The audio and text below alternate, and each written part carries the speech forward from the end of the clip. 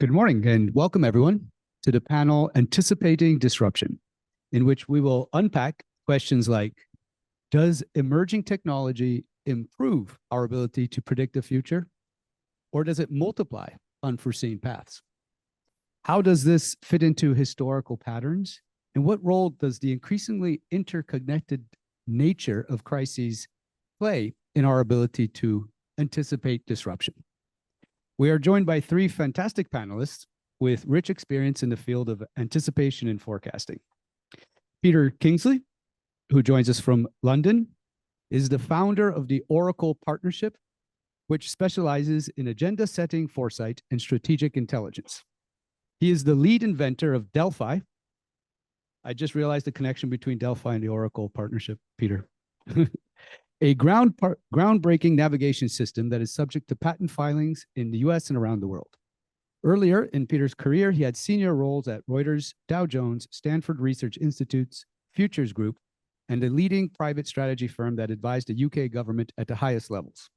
He is advised at board-level meetings for major banks, insurers, telecommunications, and media firms, and the European government on the risks of breakthrough science and technology on national security. Catherine Defontaine is a senior operations officer at the World Bank's Fragility, Conflict, and Violence Group, where she coordinates the bank's risk and resilience assessments and provides operational support for country teams. She has led several risk resilience assessments in the Lake Chad region, the Gambia, Guinea, and supported the development and implementation of the recovery and peace-building assessments in Cameroon and Central African Republic. She also contributed to a wide range of operational programs, working for several practice groups, including social sustainability and inclusion, and governance, education, and agriculture. Arati Krishnan is the founder and CEO of Raksha Intelligence Futures, where she builds next-generation intelligence systems to navigate the collision of economic warfare, technological competition, and climate disruption.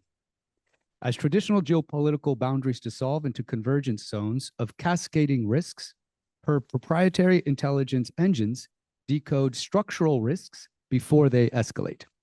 Her clients include multilateral institutions and private sector leaders operating at the epicenter of emerging global threats. I will be moderating the conversation today. My name is Eduardo Albrecht. I am an adjunct professor here at SIPA. I teach a class called AI for Conflict Prevention. I have also recently published a book with Oxford University Press. It's called Political Automation, and it looks at the uses of AI in government. I also conduct research as a senior fellow for the United Nations University, most recently on the uses of AI agents in humanitarian contexts. All right, I'll ask my first question to Peter, which is, Peter, what are the developments which are enabling new trends whose societal effects are so difficult to predict? First of all, Eduardo, thank you very much. Thank you to Columbia and to SIPA and to Jean-Marie for inviting me to speak this morning. I'm going to jump in and pick up one of the words that's already in the conversation, and that is cascades, and begin by putting it in a context, really, of what we tend to call intersystemic risk and cascading failures. So essentially, my view of this is that this is all about complexity and uncertainty and the rate of change. The problem is, and why this is so disruptive, is that many of these properties of systems in a technical sense are hidden, they're latent, they're emergent. So the whole system is extremely dynamic. The connections between things are changing constantly. So the simple examples are climate, food, water, energy. Those are kind of obvious and intuitive. But some of the consequences, and this is a key thing, is that this could make large parts of the world uninhabitable, uninvestable, uninsurable, which in turn can lead to financial and state failures. You can add to that technology, and I look at technology, we look at technology extremely carefully.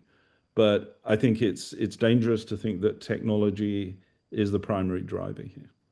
We ourselves are inventing using AI to give you a clue to how we see this. But at the same time, runaway AI, social media creating what Tim Snyder calls an attack surface or a bigger attack surface, machine wars are all critical in diplomatic contexts and political contexts. We can add hybrid conflict, gray zone wars, and so on. We can talk about the secret intent of leaders.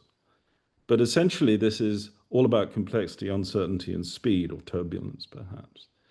But it's not just about those as phenomena, but it's actually about understanding gaps. In other words, there's a gap, and we think it's a growing gap between leadership's understanding and actually what's going on in the world and how it is evolving over time. So we could add a whole list of other things that emerge by and large from what we tend to call the secret world of scientific discovery and breakthrough invention. So we can add hybrid quantum machines. We can add drone swarms, much of which is I think, well known. We can add space war technology.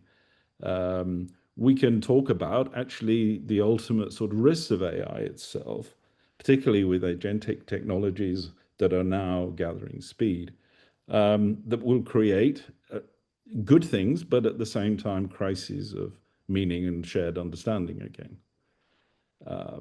So briefly then, there's beyond that, there's the thing that very often we don't talk about, which is that actually our imagined futures, and I mean by that our individual imagined futures, but I also mean our cultural imagination, in our shared imagination, is a major driver of disruption and should be seen very clearly in that context.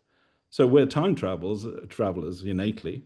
It's what we do. We simulate all the time at a micro level as individuals. What makes it very difficult is creating a sort of shared social imagination, a shared vision and a shared purpose from a leadership point of view. And so we do get obvious contests. The most clear now is the contest really between, if you like, the technology drivers of big tech and their position in the sort of power structures, really, in the political process. And for example, sustainability. One tends to block out or blot out even, or dominate the other agenda, which is essentially about, the existential crises facing all of us through climate change. So the cultural imagination is actually very important, and the contests over whose vision wins, who sets the agenda, is vitally important. The other factor is that actually world leaders in so many areas, and corporate leaders and institutional leaders in finance and insurance and so on, where I've got a lot of experience, they don't understand complexity over time, which is, if you like, the grand challenge at the heart of this. They don't have the experience, the mental models, the methodologies. So again, this is about the gap, the understanding gap between emerging realities and actually what they're acting on and making decisions. So imagined futures are very real, but they are not part of the picture, and the consequences of decisions are not in people's minds. So the decisions we make, a lot of leaders are making, are in flying blind, really, which has all sorts of ramifications. So all in all this means, put together, more black swans, more shocks. Now that may seem an overload. In fact, actually, that's one way of putting how many world leaders struggle with this. They do have, in a sense, cognitive overload, and they have methodology gaps. So there are enormous risks of misjudgment. But I think there is a positive pathway, and I'd like to think that at best AI in particular has a role in simulation in particular, the word we use a lot, not scenarios. We talk about simulations of large-scale systems. And our view is that actually this is the route forward for diplomacy and for international governance and so on. It's about bridging that gap and creating a shared understanding between the participants, let's call them that.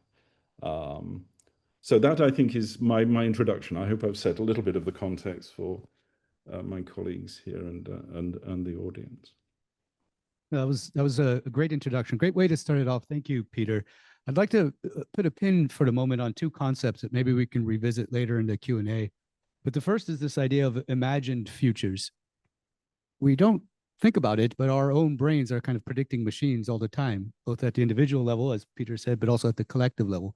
And this has the capacity to create mass mobilizations in one direction or the other, some of which may be positive, others which might have seeds of conflict.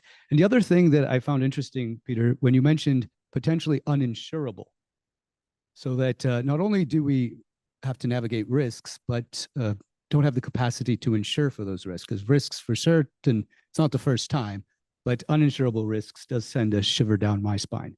So, Catherine, a question for you.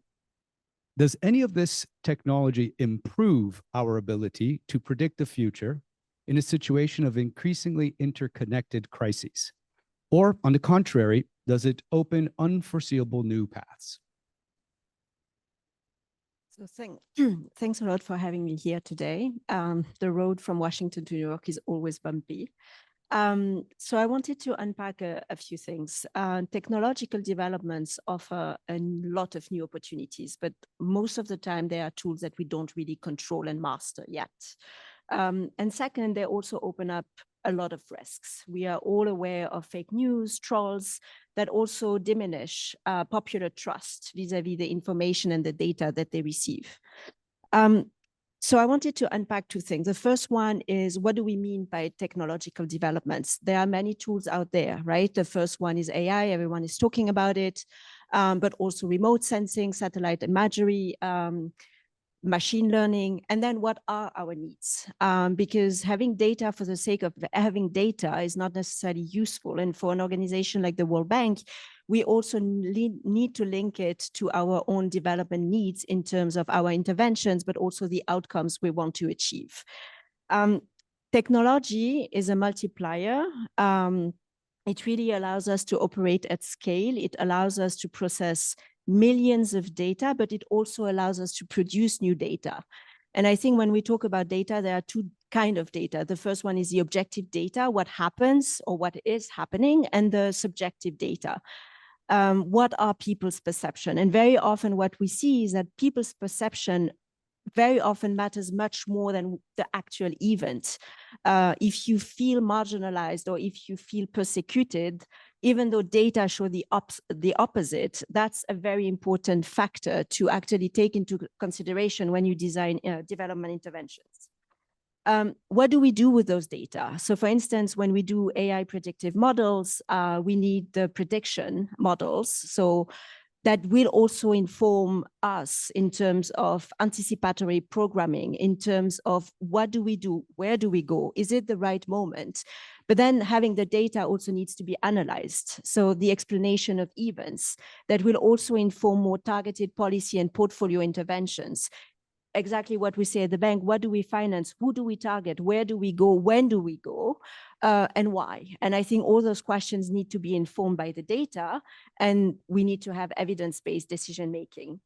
But I think most of the models that we have are also fraught with mistakes and errors, because data by themselves can be biased. Narratives around state formation, legacies of trauma, popular grievances, all of those narratives can be extremely biased. And we need sometimes to double or triple check depending on who is talking or depending on who is analyzes. When I do a conflict analysis on a particular country, my own analysis will be fraught by my own biases, by my personal history, by my background, by where I come from. And I think all of this needs to be taken into account. The key question is also prediction gives us the likelihood of an event happening or not, but are we ready to accept what the data is telling us? One key example, and I always give this example, is Burkina Faso.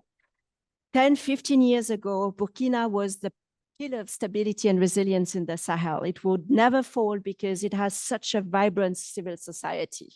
But when we look at the country now, we see a completely different story, because a country is stable until it is not. Same when there was a coup in Niger. Everyone was taken by surprise. Was it really a surprise? In fact, many very well-known researchers and analysts were actually predicting there was going to be a coup. But did anyone listen? No, because the reality was too hard for some to actually take this into account. I also wanted to take into account a few examples and pilots we've been implemented at the bank. The first one is a lot of conflict risk monitoring system. And again, linking this to what kind of data and gaps have we, and how do we fill those gaps? It's nice to see where violent incidents are occurring on a map, but we need to also overlay this with what the bank is doing in terms of development interventions. Where are we? Does it make sense? Are we actually addressing or mitigating some of the risks? Or are we actually exacerbating some of the risks? Do we do no harm, or are we actually exacerbating some of the tensions?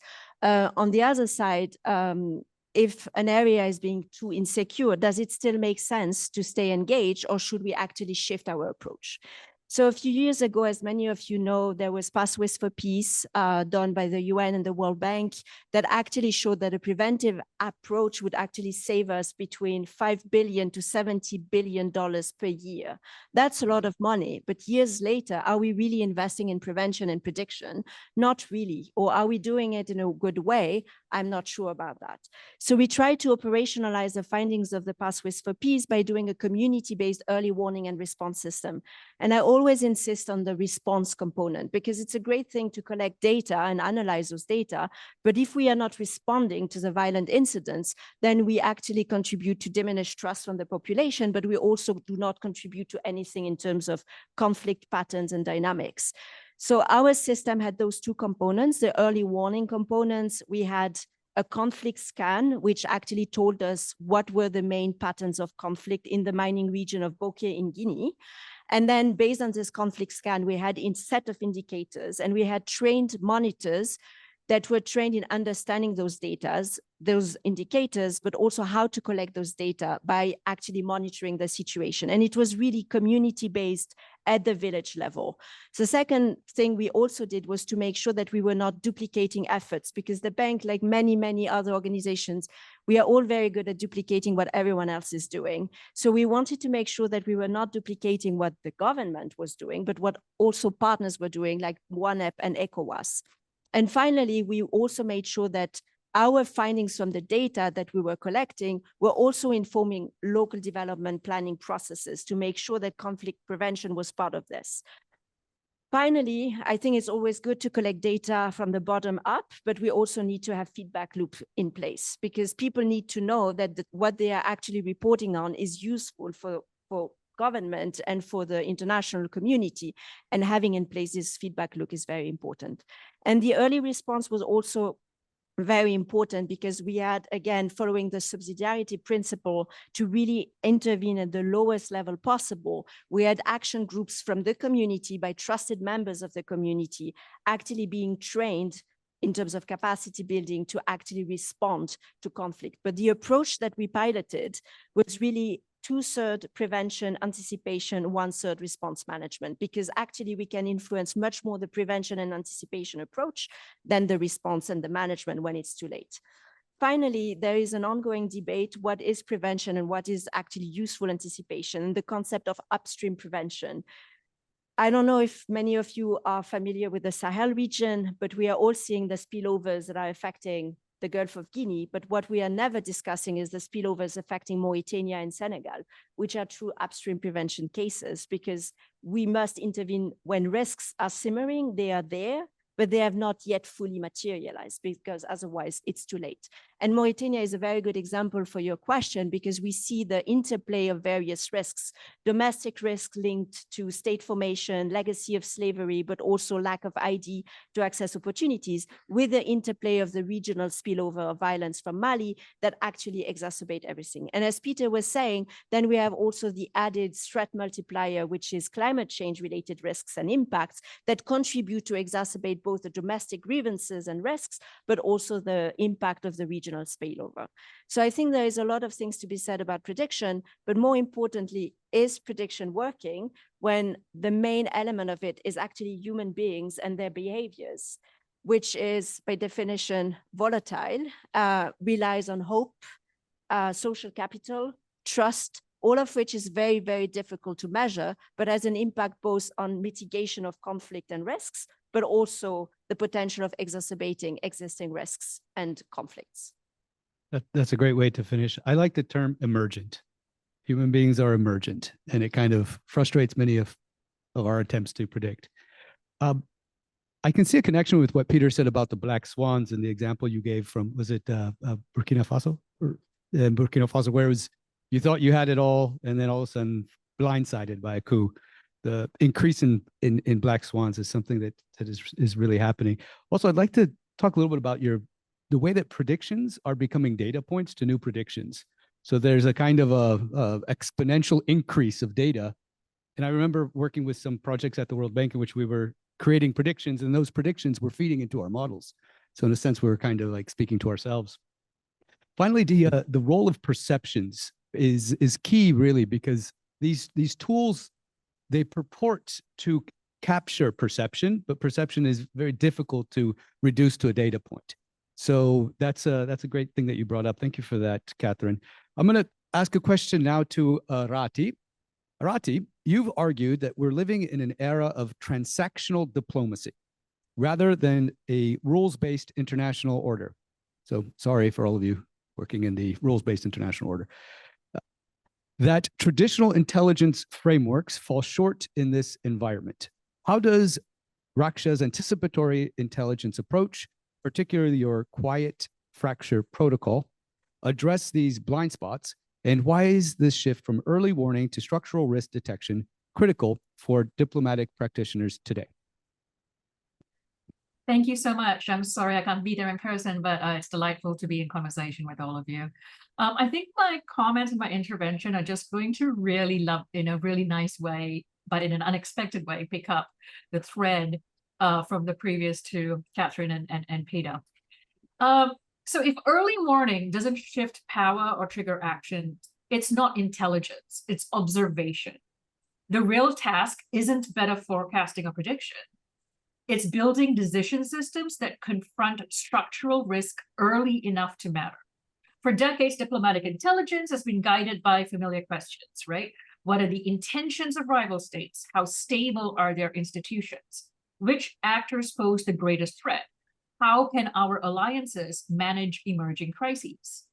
These questions served us in a world defined by clear alliances, predictable adversaries, but that world is gone. Today, we operate in a landscape shaped not by equilibrium, but by constant negotiation, but by what we are starting to call transactional diplomacy, covert capital, and shifting networks of influence.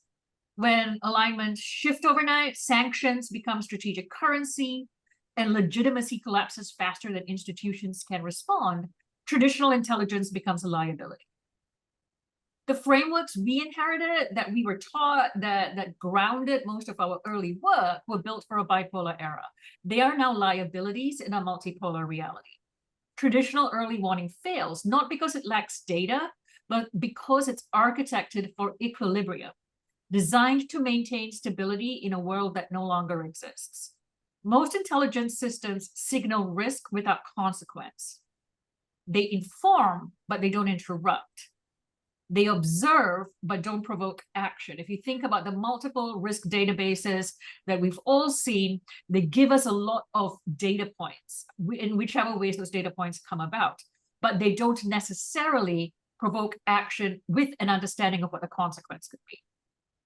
So if we want intelligence that matters, intelligence that triggers action, not just observation, we must ask sharper questions. Who controls the covert financial flows that bypass sanctions and reshape alliances beneath the surface? In Venezuela, it was not official statements, but quiet offshore asset shifts and covert resource pledges that signaled instability months before the headlines caught up. We tracked reputational positioning, infrastructure financing patterns. We tracked who voted in which ways at Security Council elections. Security Council votes, and elite network changes that revealed the true scope of economic restructuring, while diplomatic reporting still focused on formal political processes. What immediate concessions can be traded in the shadows of formal negotiations? When US sanctions on Syria were quietly adjusted, it wasn't for humanitarian reasons, but to preserve influence ahead of Saudi-led normalization. The real diplomacy happens in the margins, not at the podium. This pattern repeats across regions. The visible diplomatic theater masks the actual power transactions happening through back channels.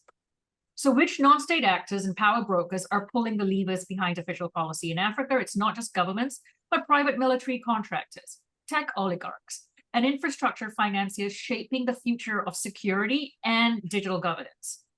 In Southeast Asia, we tracked how Malaysia's infrastructure with Russia weren't economic diversification, but strategic hedging, months before this became diplomatically visible.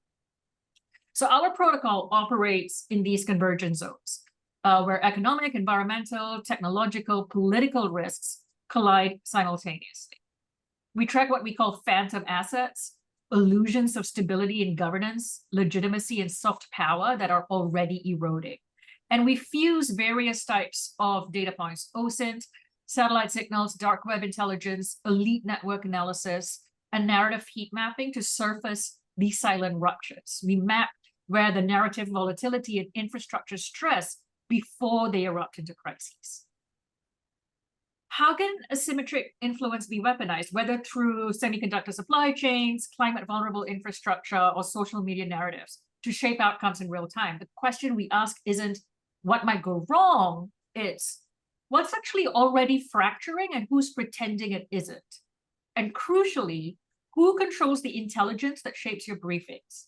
Who decides what gets escalated, what gets buried? When structural shifts are already underway, why are you still reading about them as future possibilities? So this requires a fundamental change, right, in how we train diplomatic practitioners and structure intelligence institutions. We need analytical frameworks that operate across multiple temporalities, exactly the work that Peter's doing, tracking slow institutional erosion while detecting that rapid network realignments, the things that we see today. We need intelligence architectures that can read legitimacy erosion in real time, not quarterly reports that capture shifts months after they've crystallized. And some of the work that the bank has been doing speaks to that. Currently, we're partnering with Rockefeller Philanthropy Advisors to challenge how risk gets financed upstream. So instead of waiting for disasters to trigger reactive funding, or even in that small window of anticipatory funding, we're exploring upstream investment, where fracture begins, not where it explodes. So this represents a fundamental shift from reactive crisis response to anticipatory intervention capabilities. So for diplomatic institutions, this means moving beyond traditional country desk analysis to network-based intelligence that tracks power flows across formal boundaries. It means developing capabilities that can surface structural conditions before they manifest as bilateral crises or multilateral paralysis. I mean, the choice is clear, right? We can continue to ask the old questions and remain blind to forces that are already shaping our world, or we can build the intelligence architecture that interrupts risk cycles early enough to preserve agency and strategic options. In this era, I would argue the most important question is no longer what is happening, but who is trading what, for what purpose, and how do we understand this to intercept it?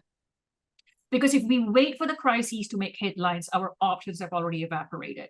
Systems collapse long before crises is declared.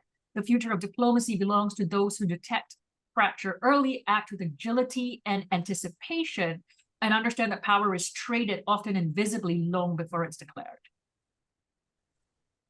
Wow, that's fantastic. Thank you, Arati. It made me think of a kind of a shadow political economy that you are able to emerge through these novel data sets, alternative data sets that really look at things that traditionally are not captured by data.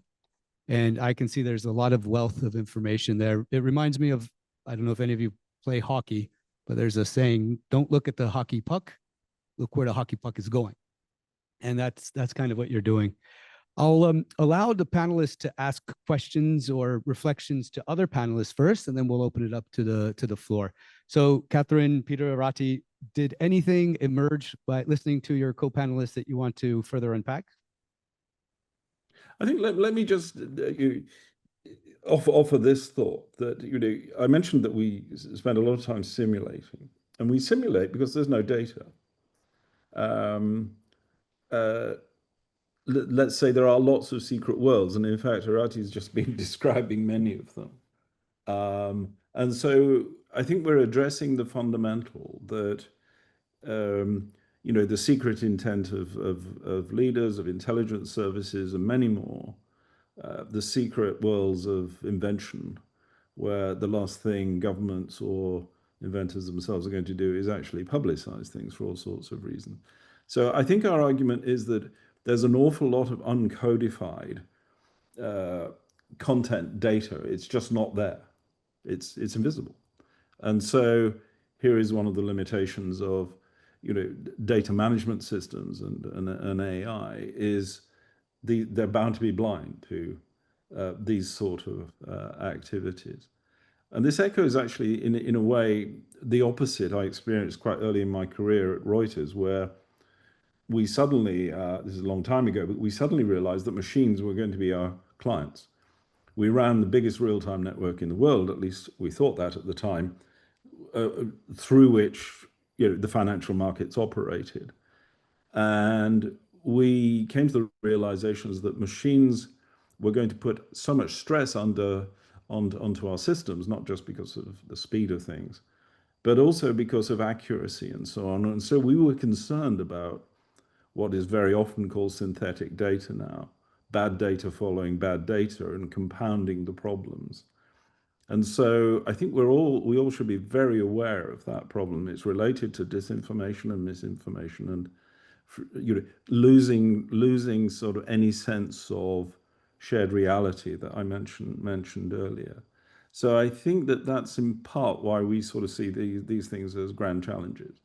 How do you simulate unknown unknowns? Hence my references to black swans. Now we think we've found a way of doing it, but I think we've all got a long way to go to Arati's point, to sort of operationalize that, to lead to action on it.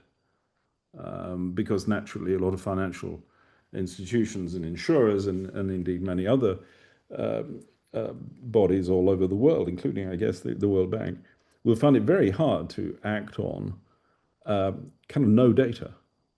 But that's, I think, where the challenge is. So this is, as Arati is rightly saying, a very different world to the ones the world we're used to. And I entirely agree with what Arati is saying, particularly about methods of old do not work in this environment.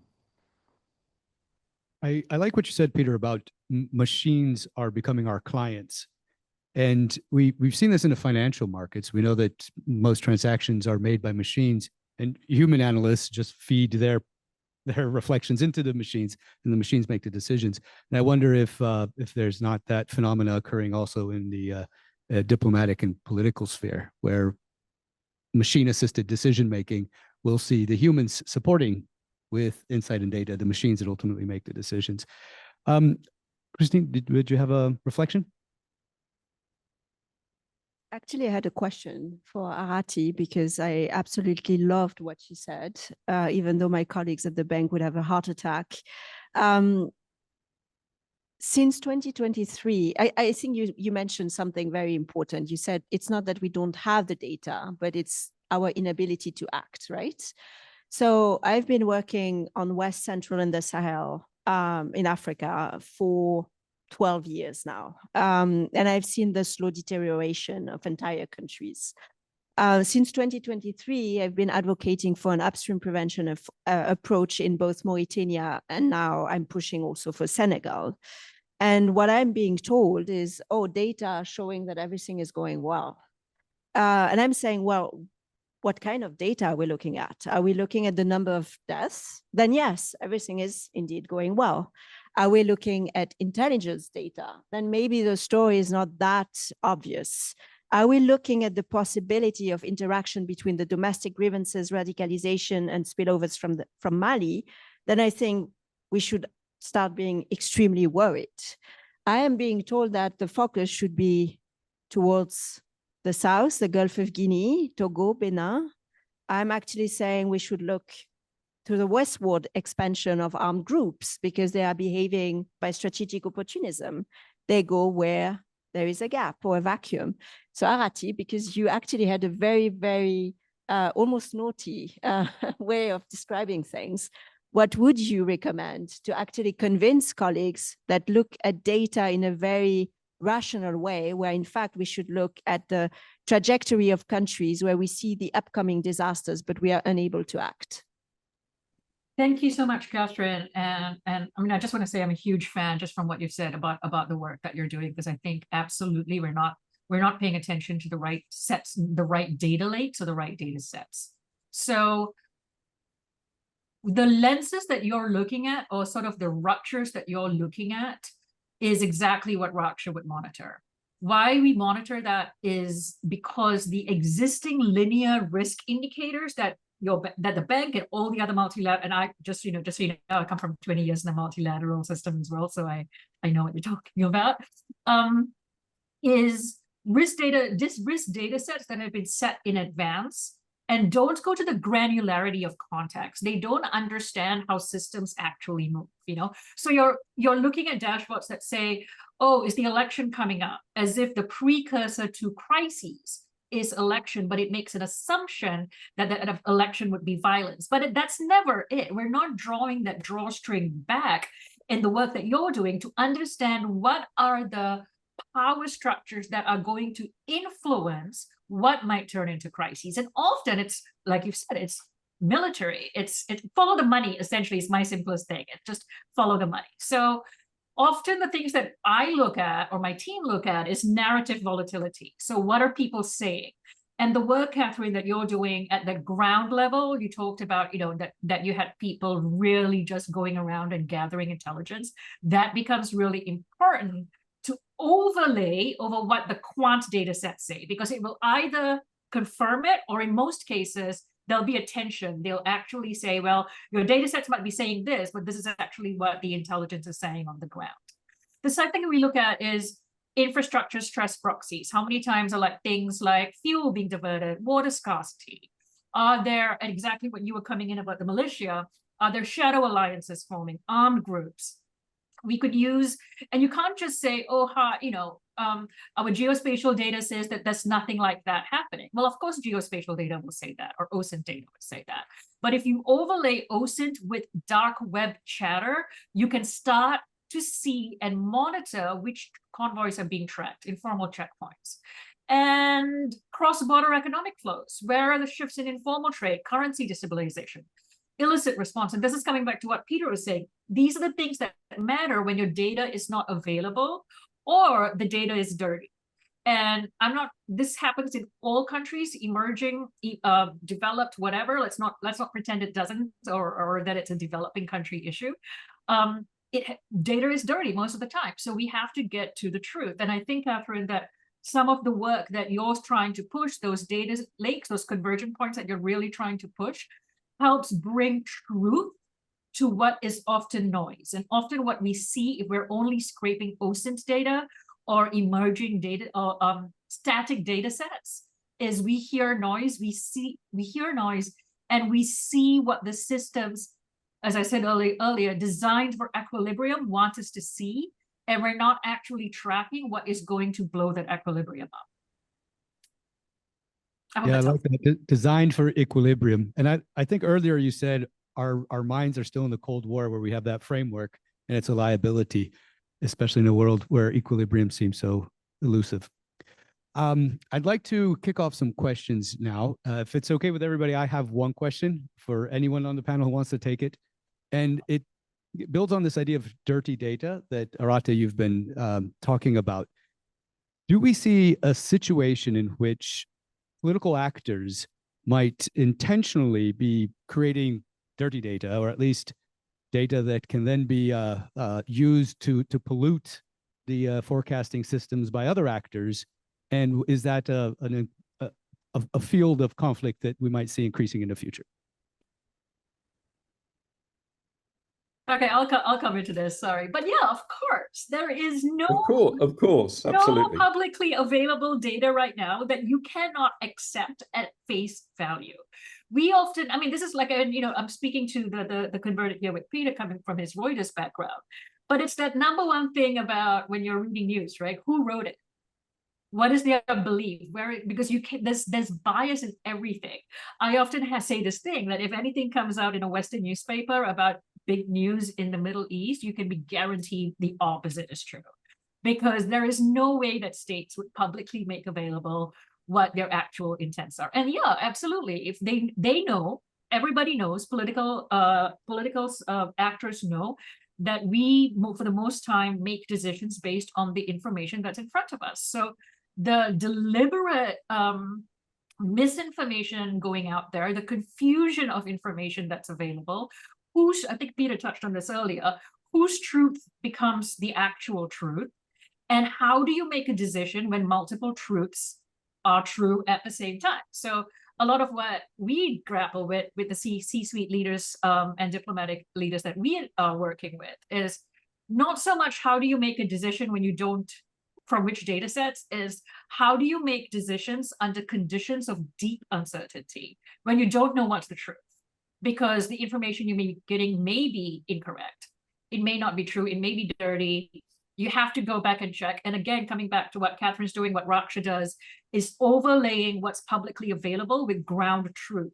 You have to have a much more holistic data set. I don't like using data sets, your intelligence gathering processes, so you can at least make probabilistic assumptions or pathways about how things might unfold.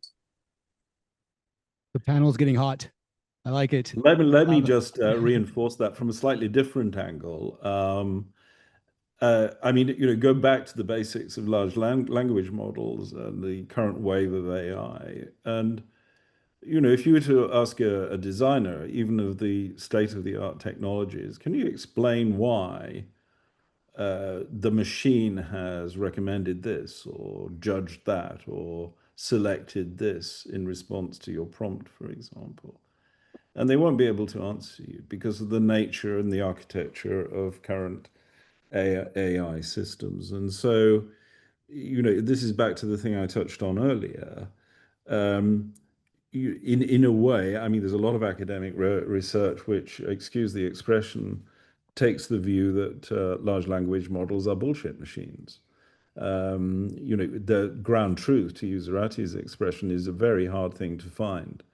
And so that remains, I think, a big challenge. As some of you may know, I work very closely with somebody called Wendy Hall, who's actually on the UN advisory group on AI. And, it's not a question about data. It's broader, as Rati is saying.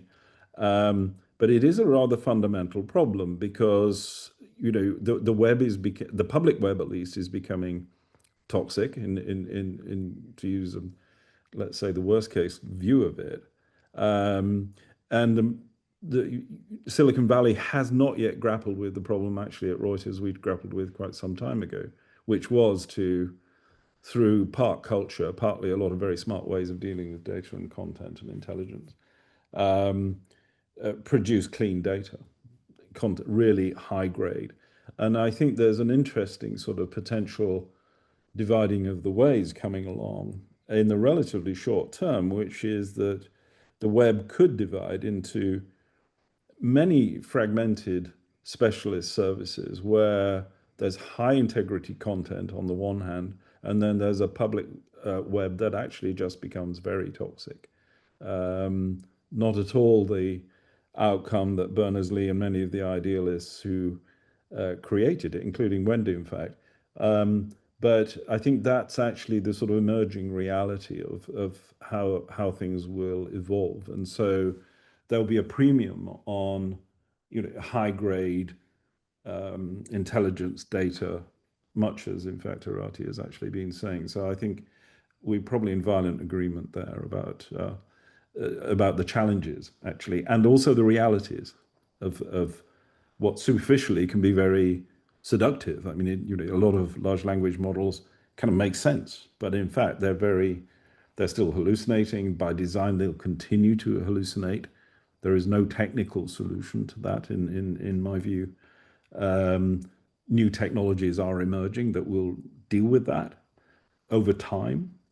But for the moment, we have an increasingly, well, complex and uncertain environment, partly generated by the flaws in AI, in fact. Yes, they hallucinate by design. I think that's an important thing to note. So we might see a splinter net, not only geographically, but also a kind of hierarchy of quality in the data that's on the web. All right, Exactly. let's turn it. Sorry, let's turn Eduardo. it over May I to jump in again? Yeah, I'd like to turn it over to the audience, but if you have a 2-second thing, then of course. Yeah, just to build on what Peter was saying, or maybe just saying it in a slightly different way. It's not that the technology or the tools or the LLM is dirty. To complement what Peter was saying, it's writing the rules without concept, legitimacy, or accountability. It is an innovation. It's a quiet coup in governance. So if your private tech firms are now designing what is permissible, what is punishable, and what counts as truth, they are not lobbying states, they're bypassing them. And that has such a significant impact on diplomatic and multilateral negotiations, on who makes the decisions, how and where to intervene in West Africa.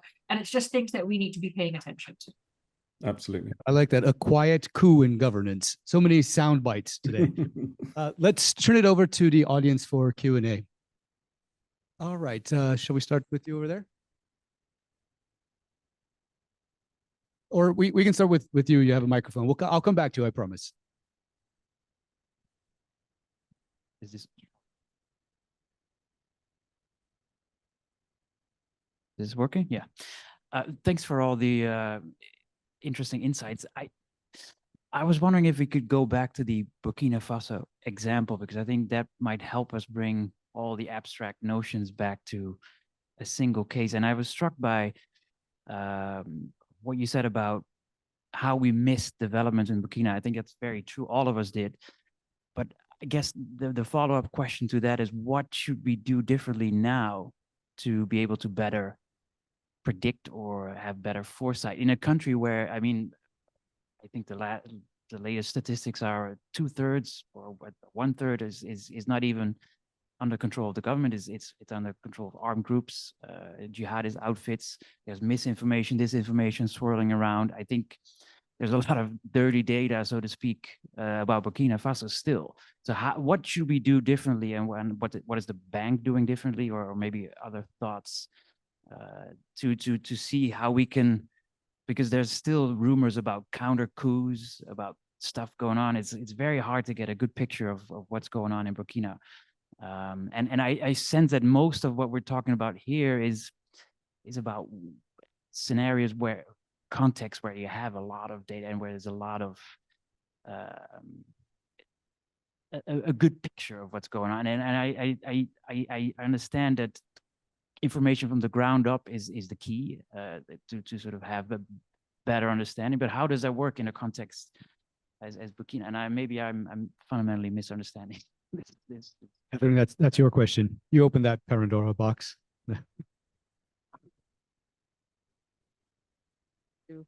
No, thank you for your question. So on Burkina, and I think maybe I will start with the question that was just before. We have a lot of misinformation and counter-information, but it's not just by political actors, right? It's also by non-state actors. So I'm not going to pretend I'm doing this as a part of a pastime. I'm actually tracking the movements of armed groups in Mali and Burkina. And recently we had two major attacks in Mali, one 60 kilometers from Bamako and one in Timbuktu. And it appears as being extremely scattered, right? They seem to be everywhere. But if we look at how they behave and what their purpose is, because I'm a strong believer that they have a governance project in the region, it's actually creating fear and creating chaos. Because if you are in the army, you know you don't stand a chance, because at some point I had colleagues working in the Sahel for a very long time. They used to call them sandalettes. I don't know if there are francophones among you, but like a bunch of very young people with like poor, shoes, running around and being extremely disorganized. Well, maybe a couple of years ago, yes, but they have evolved and they are very, very structured and well organized and very well armed. on your question, what should the bank do? What should the international community do? I think it's a question of being brave and having courage, right? And having the tough questions being raised on the table.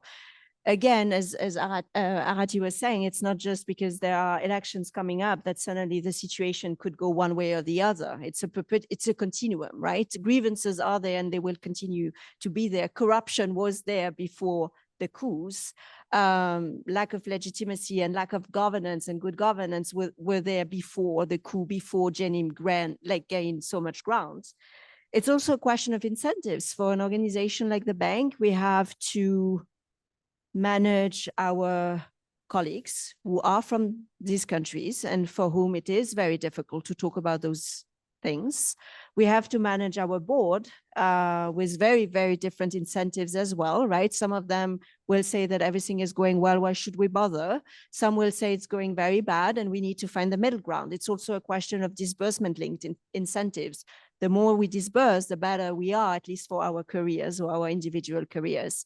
And all of this is very tricky, right? To actually start asking the right questions. So to give you an example, a few weeks ago, I was in this meeting to discuss our engagement moving forward in Mauritania. And for a full hour, I heard that the solution was going to be job creation and private sector, and that there are no inequalities in Mauritania. Having worked in the country for many years, I know it's the exact opposite, right? So I started talking about those things, and I was saying, you know, if you have this education reform in Mauritania, you will exclude 80% of kids. Those kids is the next generation of radicalized youth that you will find in Jenim and the Katibas, right? And everyone was looking at me in a very surprised way. I mean, none of them did a heart attack, thankfully, but it was a hard truth to put on the table. And everyone said, oh, I'm so glad you said it. And I said, but why didn't you say it? Why am I the one saying it? I'm the one saying it because I do care about those countries, and I do care about the mandate of the bank, and I do care about my colleagues. But I think it's a question of being brave, and it's a question of also seeing the truth for what it is and the reality for what it is, and not for what we want it to be. And on Burkina Faso, this was a very interesting story, because Burkina have been followed for many, many, many years. And many, many years ago, people were saying, oh no, Burkina is so stable. Look at the civil society. Look at the resilience. I've started to hate this word. Look at the resilience of the people, you know. I mean, they are not resilient. They are just coping, but fine. It will never fall. Until suddenly there was a coup, and suddenly everyone woke up and everyone started to scramble. What do we do? What do we do? And what you were saying, you know, recently I heard a colleague of mine say that the junta had regained 75% of the territory. Well, I actually argue that they have lost 75% of the territory. So I think it's both a question of incentives, not just at the World Bank, but also in regional banks, at the UN, in, you know, the diplomacy and diplomatic world. But it's also a question of what are our incentives, right? And pretending that everything is going well also prevents us from asking ourselves the right questions. I wonder if that education reform in Mauritania would be one of the quiet fractures that Arati's system would pick up on. Yeah. Yes. Okay, we had a question over there in the corner. Yes. Yes, thank you very much. I had two questions. The first one is for you to help me do my job better, but maybe it can be of interest to other people. So I work in the policy planning unit in the French MFA. And we do scenario-based exercise every 6 months where we try to look for weak signals of potential crises. And this exercise is really based on empirical knowledge. And its added value is that we do cross-cutting analysis, and we try to improve our knowledge or perception of weak signals based on cross-cutting, as you said, networks or trends, and not just country-based analysis. But if I have to be honest, we use very few data because we don't have the ability, I think, to process it. We don't have the habit of processing data. But I also was very struck during your intervention, during your presentations about the risks associated with processing data. So my question would be, when we do anticipation, what would be the good mix maybe between data and empirical analysis? And if we start using more data, how and where do we start? And what are the risks that we should be aware of? And I have a second shorter question about maybe the notion of probability that was not really raised, I think, in the discussion. So I think so you can point out a weak signal, you can come up with a response, and then you have to try convincing the political authorities to do something about this response. And in order to convince the political authorities, I guess I would be interested in maybe some thinking about a threshold of probability, or some arguments that would trigger the political authorities to be, to feel the responsibility of providing the weak signals with a response. Thank you. That's a good question for all three. Maybe Peter, you want to have a good first crack, having convinced political. Yeah, that's a great question. It's actually sort of lots of nested questions, I think.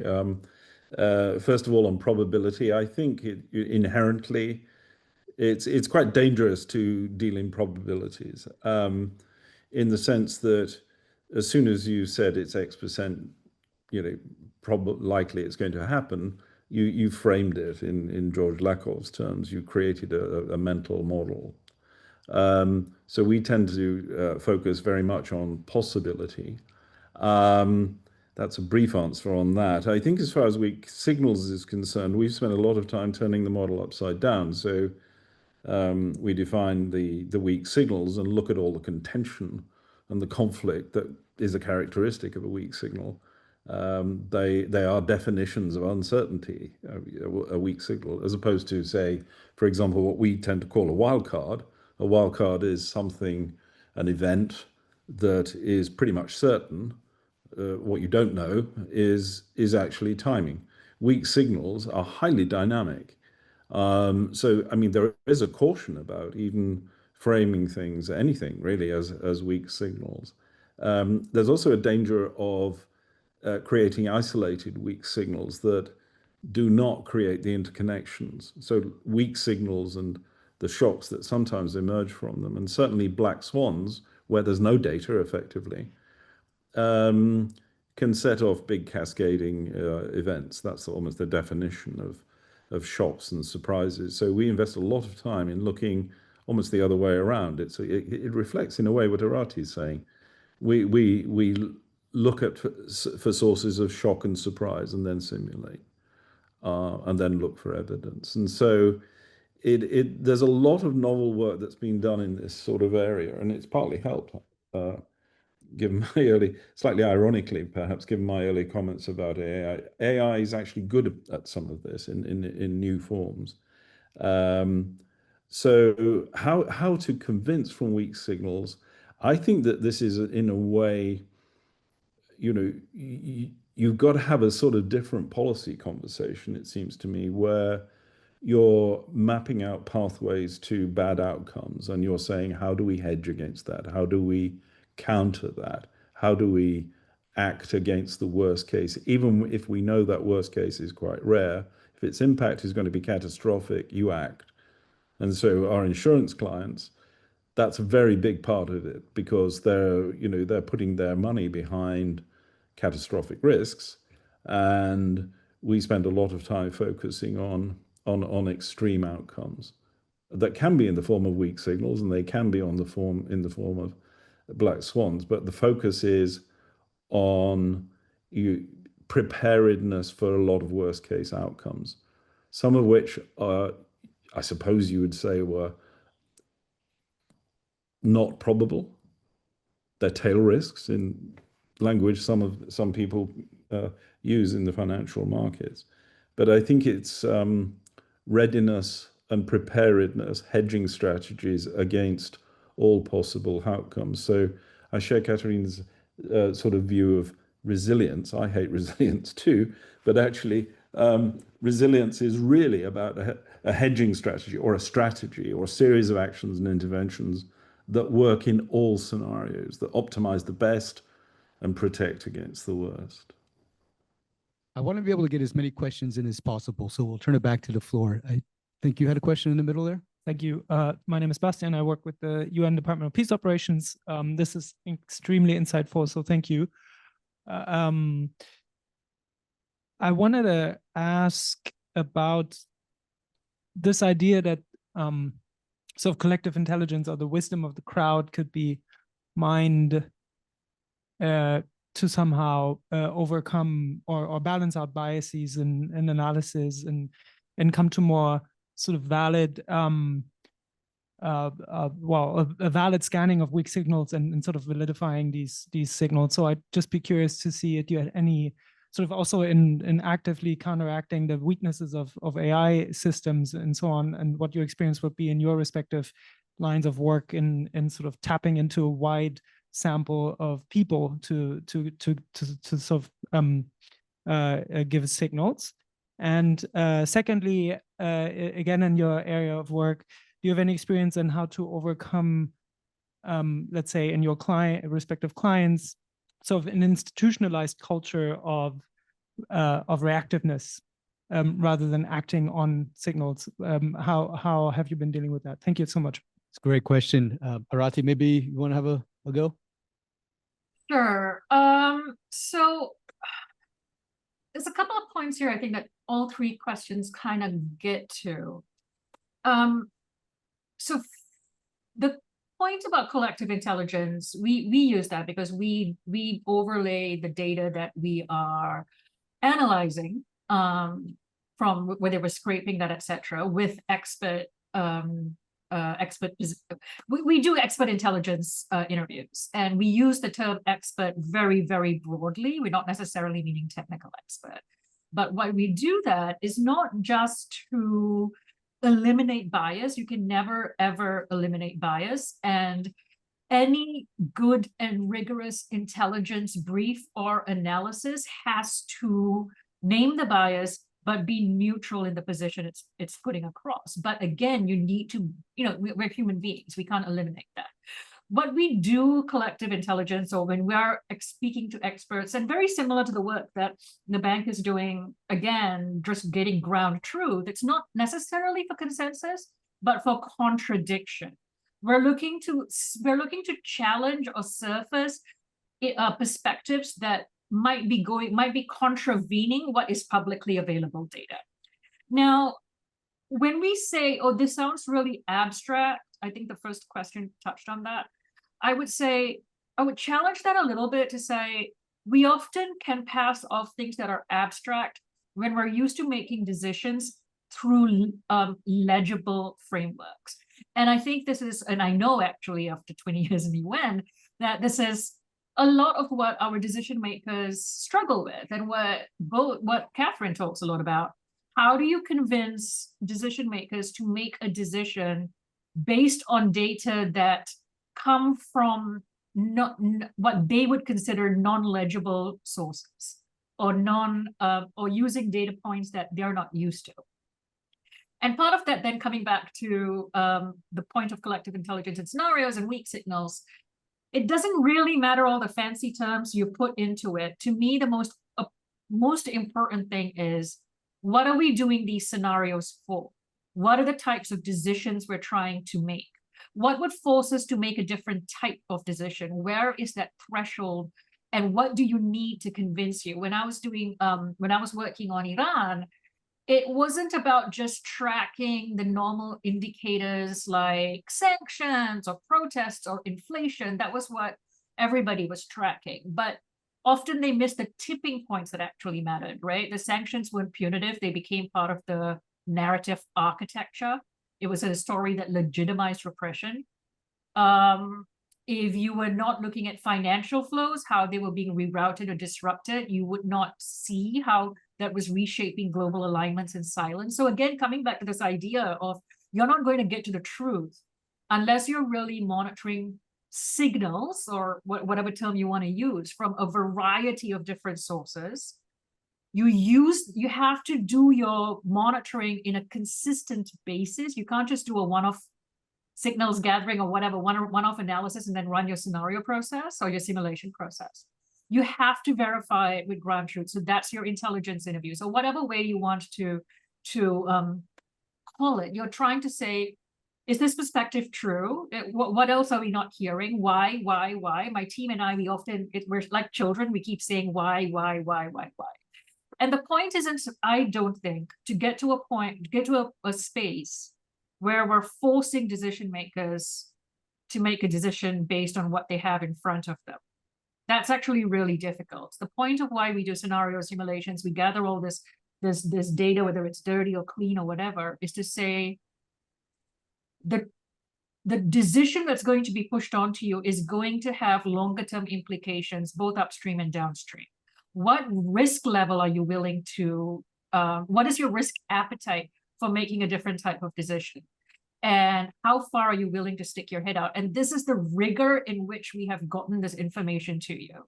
The rigor in your evidence collection, your data collection. And again, I agree with Peter around, we never do probabilities. We try to look at the existing preconditions to justify why we would say X or Y. But we could never say, this has got a 63% chance of erupting in Q3. That's a complete lie. So everything that we're doing is trying to make the process of decision making as sound as possible. But the world we are living in now requires decision making where you don't know and you cannot be confident what the end outcome is going to be. And that is very risky for a lot of leaders, a lot of policymakers that need a level of legibility and legitimacy that they need to continue. Okay. We have 4 more minutes. Is that, I don't know, is if there's time really to briefly intervene there, is there? Peter, we have 3 minutes left and there's a few questions, but let's see what the floor is telling us. Okay. I saw some hands up earlier. Thank you. George Commander, Permanent Mission of Sierra Leone.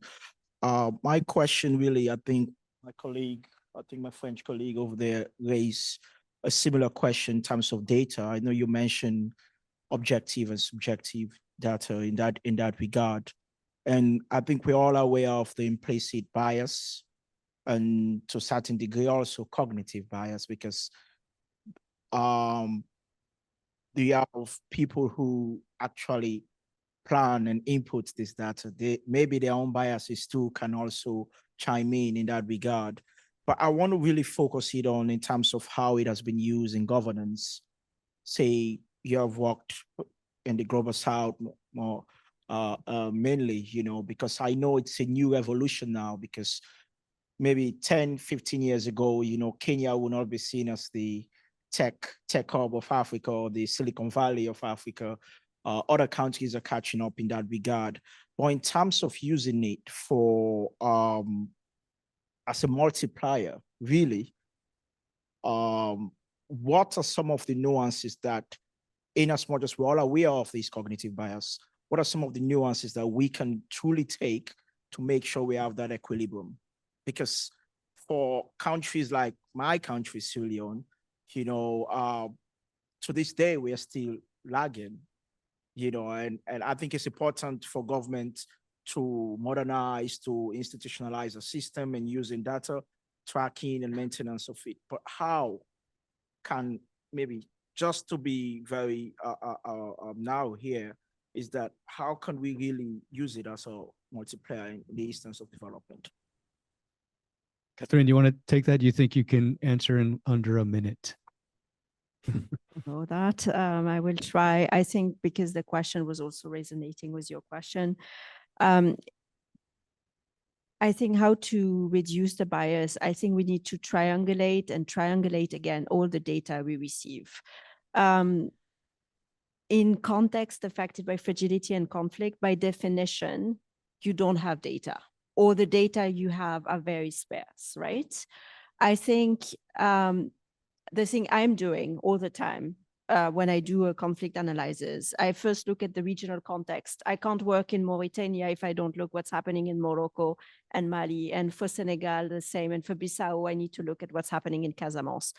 I think that's important. The second thing is to go beyond usual suspect. If I go to Mauritania and I go to the French embassy and the American embassy and the UK embassy, that's great. They will all give me some kind of information. But if I meet or I go towards the unusual suspects, I go to youth organizations, but youth organizations that are really led by young people and not by a 50-year-old pretending to be a young person, which is happening very often. Also women organization, also recognizing that we tend to categorize people, youth, women, well, but in youth and in women, there are those with power and there are those without power, right? I also think, and this is something that Arati was saying, that the world has changed. If I go to a country and I only talk to the French, the American, the UK, the UN, I will have one perspective. But if I talk to the UAE or Qatar or Algeria or Libya, I will have another perspective. And talking about narratives, if I look at the narratives from armed groups, they have also a narrative which is also influencing the narratives of government to counteract what others are saying. I also think that it's also very important to have the right level of nuances, not taking side, but actually really recognizing what every group and what everyone is saying in each different way. To give a very practical example, I worked on Guinea for a long time. And when you were reading the news, the coup was really, really bad. But when you actually went to Conakry, you realized that no, actually people did not consider that the coup was bad. And they actually considered that it was a change. Right? I have never worked on Sierra Leone, but I worked on Liberia, and I was in Liberia. It's very, very similar. I think the question of data and the question of capacity is really problematic, right? And if you look at the long conflict and the millions and billions of dollars that have been invested in post-conflict reconstruction, what has been done after so many years, right? And going back to what Arati was saying, I think having a political economy dimension to what we do, who are the champions, who are the spoilers, who do we need to be on our side? And it goes back to the policy dialogue with the government, right? I know it sounds weird to say it, but it is really an effort of the community, of the international community and of all partners. If I go to Mauritania and I say to the government, your education reform is going to fail, but my little neighbors say, no, it's fantastic, even though the person knows exactly that it's going to fail, what is my power in saying that it's going to be a mistake? However, if we all say it because we're all neutral and we all work with integrity, hopefully, then we have a chance of convincing the government, right? But we are talking about data, but one thing that is also very, very convincing is maps. So a few months ago, I showed a map to one of our country director, and I was showing the progression of Jenim Katibas towards Senegal. And she actually stopped at some point and she asked me to zoom. And then she asked me, where is the border of Senegal? And then she realized that it was a finger away. And then she asked me, what do you think? And I said, well, it's a question of triangulation. If I am being told there is an attack from braqueurs going to the Saraya region, that they come from Mali and then they return to Mali, when I know that in Saraya there are gold mines, where I also know that gold mines are the first financing of armed groups in the Sahel, and when I know that the Senegalese government is sending special forces, and when I know through a perception survey, then when people are being asked, what do you think? They say, we don't know. Then I triangulate and I know what my response is. It makes me think if you don't go to those unusual sources, you risk becoming a pawn in somebody else's imagined future. Very well. Very We're at time, but thank you very much. We have to stop here. I think we're so lucky to have had 3 experts on the topic today. Thank you very much for those online, and thank you for everyone here.